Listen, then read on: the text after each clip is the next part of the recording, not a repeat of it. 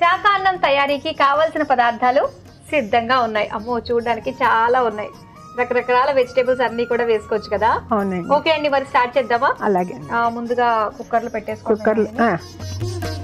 Stove on చేస్తాను.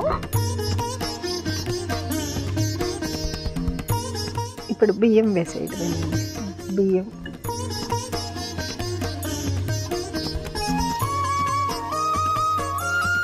బియ్యము, పప్పు, కందిపప్పు, అన్ని కూరగాయల ముక్కలు వరుసగా వేసుకోవడమే. అన్ని వరుసగా వేసేసుకోవడం. ఇది కాదు ఇది నిషేధం అది నిషేధం అలా అని ఏమీ ఉండదండి. అన్ని వెజిటేబుల్స్ వేసుకోవచ్చు దీంట్లో. ఇప్పుడు వంకాయ ముక్కలు, బీన్స్, గుమ్మడికాయ, మంచి గుమ్మడికాయ,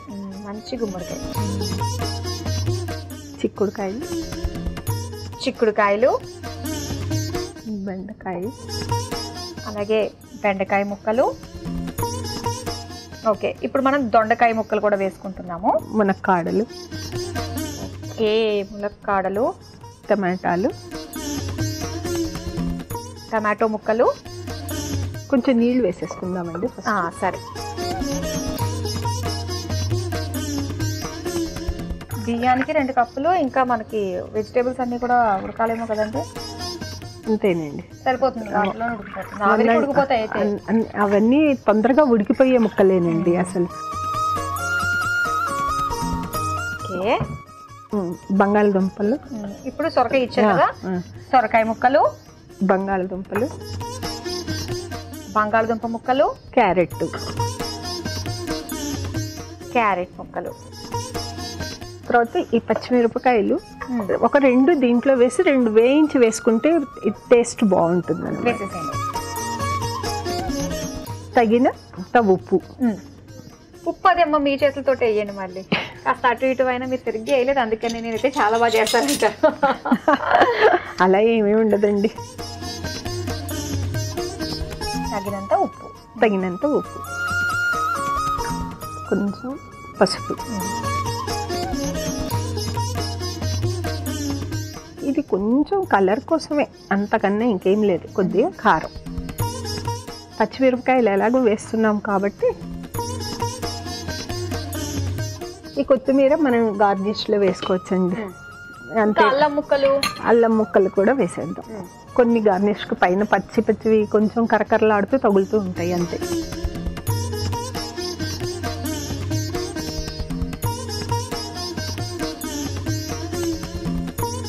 మూత పెట్టేస్తున్నా. ఇది అయ్యేలోపు ఏమన్నా చేయొచ్చా? ఇది అయ్యేలోపు మనం కొంచెం జీడిపప్పు ఇవి వేయించుకుందామండి. స్టవ్ ఆన్ చేస్తాం.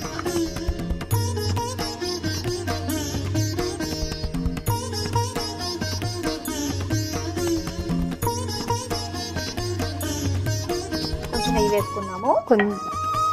కొంచెం నెయ్యి వేసుకొని అందులో కొంచెం జీడిపప్పు,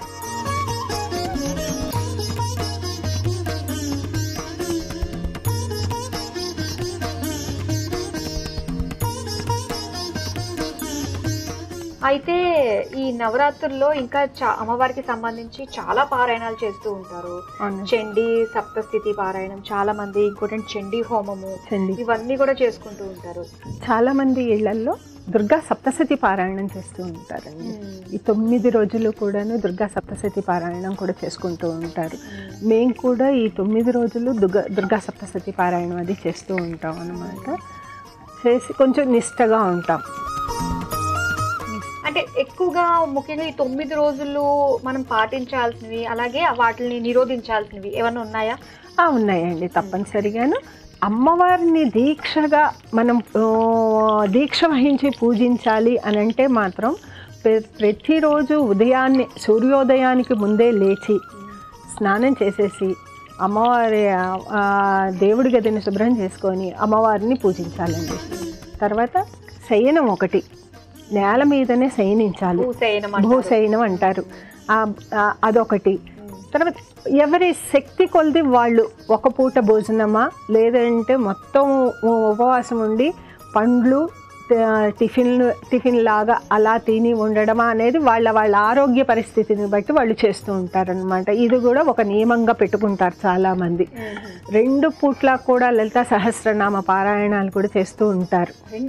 2 పూట్ల కూడా చదువుతూ ఉంటారండి అందరు కూడా. వేగింది కదా, నెక్స్ట్ ఏం వేస్తారు? ఇందులో కొంచెం ఒక్క రవ్వ ఇట్లా కొంచెం పచ్చిమిరపకాయలు, కొంచెం కరివేపాకు కూడా అలా వేయించేసేసుకొని పక్కన పెట్టేసేసుకుంటే అది అయిపోయిన తర్వాత ఇది అందులో వేసేయాలి. తిరగమాతలా ఆపేసేయండి. ఇది రెడీ అయిపోయింది. అవునండి. అలాగే మనకి ఎన్ని విజిల్స్ రావాలండి?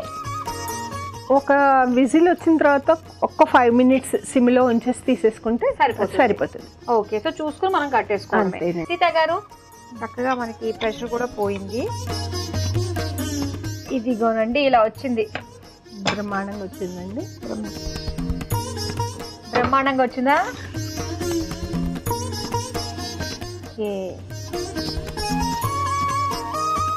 రెడీ అయిపోయినట్టే కదండి? రెడీ అయిపోయిందండి. అమ్మవారికి నైవేద్యం పెట్టేసుకోవటం తప్పకుండా. ఇప్పుడు జీడిపప్పు, పచ్చిమిర్చి, కరివేపాకు వేయించుకున్నది ఇప్పుడు తీసేసుకుందామా? తీసేసుకుందాం.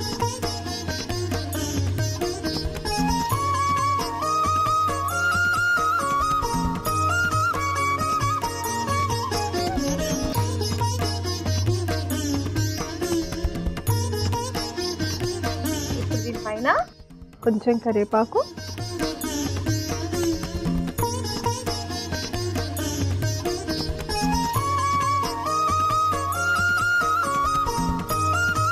కొత్తిమీర,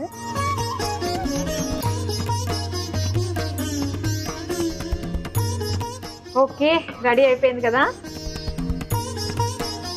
అమ్మవారికి నైవేద్యంగా సమర్పించడానికి శాకాన్నం రెడీ అయిపోయింది. మరి దీని తయారీకి కావలసిన పదార్థాలు తయారు చేసే విధానం మరోసారి చూసేయండి. శాకాన్నం తయారు చేసుకోవడానికి కావలసిన పదార్థాలు: నానబెట్టిన బియ్యం 1 కప్పు, నానబెట్టిన కందిపప్పు 1 కప్పు, వంకాయ ముక్కలు 1 కప్పు, బీన్స్ 1 కప్పు, గుమ్మడికాయ ముక్కలు 1 కప్పు, చిక్కుడుకాయ ముక్కలు 1 కప్పు, బెండకాయ ముక్కలు 1 కప్పు, దొండకాయ ముక్కలు 1 కప్పు, ములక్కాడలు 1 కప్పు, టొమాటో ముక్కలు 1 కప్పు, బంగాళదుంప ముక్కలు 1 కప్పు, సొరకాయ ముక్కలు 1 కప్పు, క్యారెట్ ముక్కలు 1 కప్పు, పచ్చిమిర్చి 2, ఉప్పు తగినంత, పసుపు 1/2 టేబుల్ స్పూన్, కారం 1/2 టేబుల్ స్పూన్, అల్లం ముక్కలు 2 టేబుల్ స్పూన్లు, నెయ్యి 2 టేబుల్ స్పూన్లు, జీడిపప్పు కొద్దిగా, కరివేపాకు కొద్దిగా, కొత్తిమీర కొద్దిగా. శాకాన్నం తయారు చేసుకునే విధానం: ముందుగా స్టవ్ ఆన్ చేసి కుక్కర్ లో నానబెట్టిన బియ్యం, నానబెట్టిన కందిపప్పు, వంకాయ ముక్కలు, బీన్స్, గుమ్మడికాయ ముక్కలు, చిక్కుడుకాయ ముక్కలు, బెండకాయ ముక్కలు, దొండకాయ ముక్కలు, ములక్కాడ ముక్కలు, టొమాటో ముక్కలు, సరిపడా నీళ్లు పోసి అందులో బంగాళదుంప ముక్కలు, సొరకాయ ముక్కలు, క్యారెట్ ముక్కలు, పచ్చిమిర్చి, సరిపడా ఉప్పు, పసుపు, కారం, అల్లం ముక్కలు వేసి కలిపి